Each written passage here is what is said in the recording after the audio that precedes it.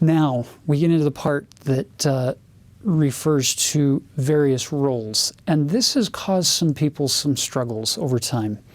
It says, by divine design, fathers are to preside over their families in love and righteousness, and are responsible to provide for the necessities of life and protection for their families. Taylor has some things to share regarding this word preside. So Janet, we have in this one paragraph we've been discussing, by divine design, fathers are to preside over their families in love and righteousness. And some people have taken the word preside to mean they're in charge, they're the dictator, they make all the decisions. And so unfortunately that has happened in cases.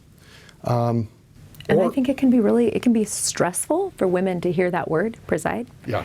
Right? Does that mean that he's the president and I just follow what he says? And we have been given such clear and beautiful instruction about the equality in marriage and the counseling together, and that there isn't a president. So wonderful, Elder Perry saying there is no president, right? And that a ceiling endows both of you with that leadership and responsibility and the powers and gifts to guide and direct that family together. So I'm glad you're acknowledging this, because I think that word preside is tricky and has a lot of language that can be difficult to clearly see from a gospel perspective. Yeah, let me play upon this a bit. The word preside actually comes from, have you guys ever seen this before where I break words apart? Is this new for people? I'm just teasing here. So, and actually the word sit, it actually means front, I can't even spell, or before, or even with. So imagine preside means to sit with, okay? So you sit with people. Let's think about councils. We sit with people in council. Families can be a form of a council where you sit with people and counsel on things, the good, the bad, and the ugly. Now I want to actually tie this into something that happens in the Old Testament. Amos 3:7, you might remember, says, surely the Lord will do nothing, save he shall reveal his secret to the prophets.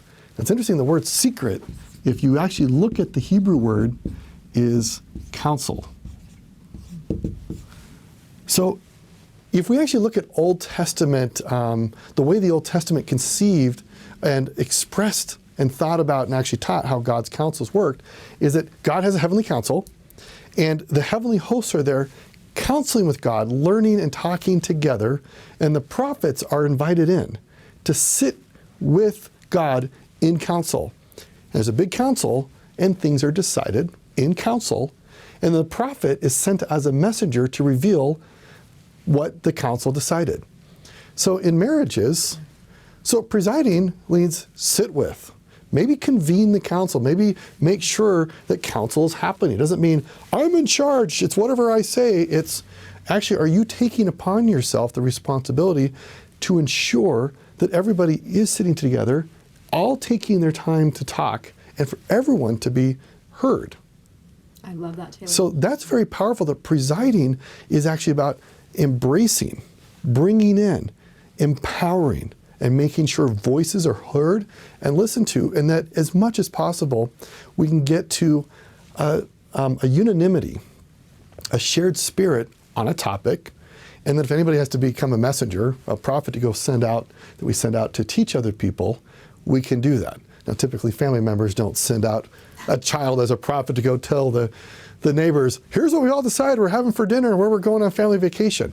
But that's how I understand the word preside, that it's actually the sacred duty of empowering people to be heard.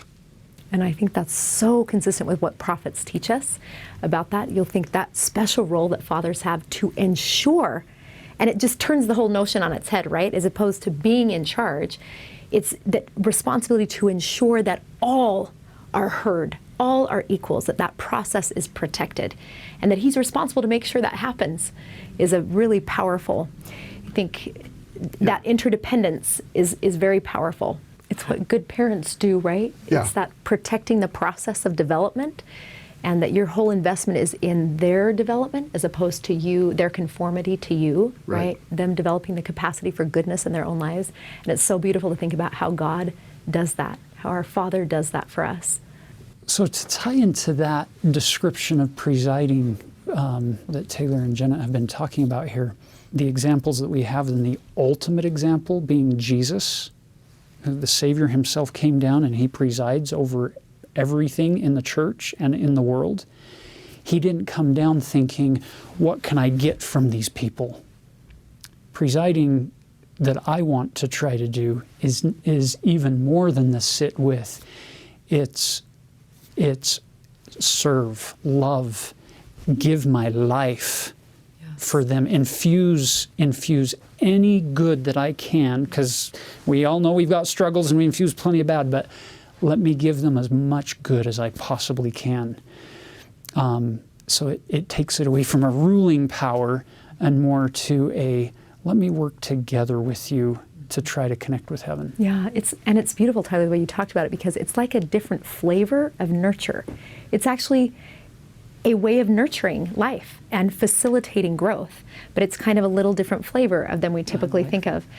And then when you think about those roles of providing and protecting, the research on providing, sometimes I think we dismiss, because women can provide well and earn economically, we've dismissed the real profound gift it is to have fathers be providers of the needs of their family. And just the data on that is unbelievable. When children come from married families, the likelihood of them being in poverty is so much less. It's like 48% versus 11%, because there's a father working together with a mother in providing. Wow.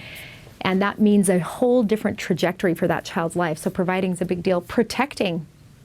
It's sometimes I've heard people describe that when a child grows up with their father in the home and who's monitoring their activities, and that the neighborhood knows there's a dad there, it's literally like this shield around that child that you can't see. That others who would target them potentially are held off by this beautiful protection from a father. Daughters who grow up with fathers, it's really remarkable how his presence in her life and closeness to her they'll say, set the trajectory for her sexual path. So her engagement, her way of relating to men in her life in sexual ways, that father, it's as if he sets for her what love looks like, that is not going to be exploitative, that is genuine and caring, and what a dynamic that is good with a man would be in her life, and how powerful that is. And boys growing up with fathers, the likelihood when they don't of being incarcerated or having kind of antisocial, as we know some of this data, right? You just think fathers, that providing, protecting, presiding means so much. And it's not that women are weak, right? It's not that we need to say women are weaker. It is this power that each one has, that with a divine endowment and psychological orientation, that allows them to influence children's development in unique ways that are equally important.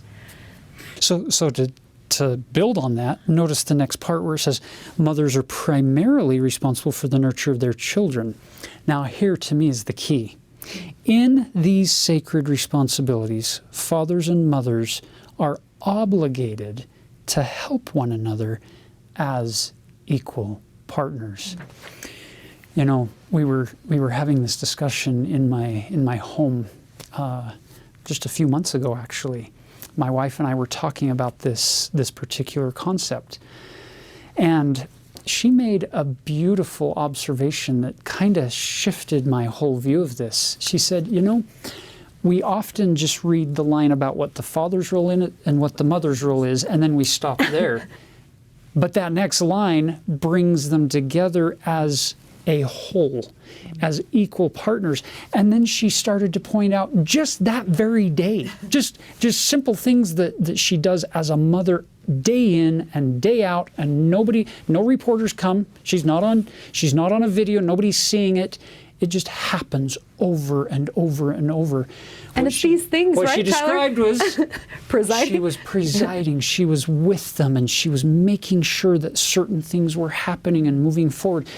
She was providing for their needs in ways that I'll never be able to provide. Yes. She was giving them comfort and teaching and training and shoring them up and answering their questions, providing for all kinds, physical, spiritual, mental, emotional, psychological, all of these different attributes. She's providing that.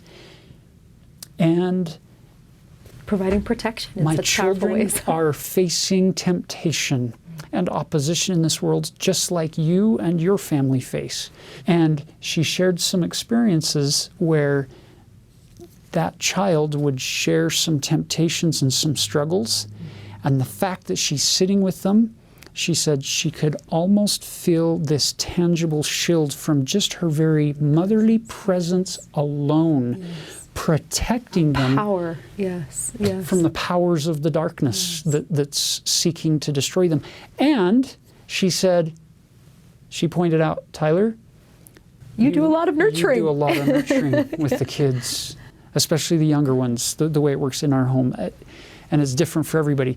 But there's a whole lot of nurturing that fathers can do. So rather than creating this is my domain and that's yours, it's more of a, this is our domain. I need to make sure that these things are happening, but I'm not doing this alone and you're not doing that alone. We're doing this as equal partners together. Tyler, you'll laugh that I'll never forget, my husband Mike he doesn't have any siblings, he's an only child, and so never been with him, never changed a diaper before it was our kids, and doesn't have a lot of cousins or anything like that. And I will never forget, we brought our daughter home from the hospital, and he immediately, it seems like within a day or two, is doing calisthenics with her, throwing her up in the air, doing all of this tickling and tossing. And within maybe a year, I was researching the distinct ways that mothers and fathers nurture and bond with and do these different things. And it said, women coo and cuddle, literally the oxytocin that floods your body in the process of attaching with that baby. Who needs that attachment? And mothers, when we look at today, we can watch the brain actually develop and the interaction that mother has with the baby and what it actually does in terms of developing the capacity for relationships on the right side of the brain and moral understanding and all of these things. But then the father bonds, like a year and a half, that bond from a father becomes really important. And the same oxytocin, like he's being flooded with oxytocin and he's also getting vasopressin and other, is eliciting cooing and cuddling from her and tickling and tossing from him. And roughhousing. And roughhousing. And that's really critical. And it's not all, right, men and women are this way, express it in the same way, but the distinctions as well as the overlap are such powerful way of and that's what the proclamation does. It allows for the distinction and also this very shared investment in children that allows mothers and fathers to each bring their uniqueness and influence those domains in powerful ways and share it, right? Share that responsibility together. It's those two halves coming together to make a whole wherever possible.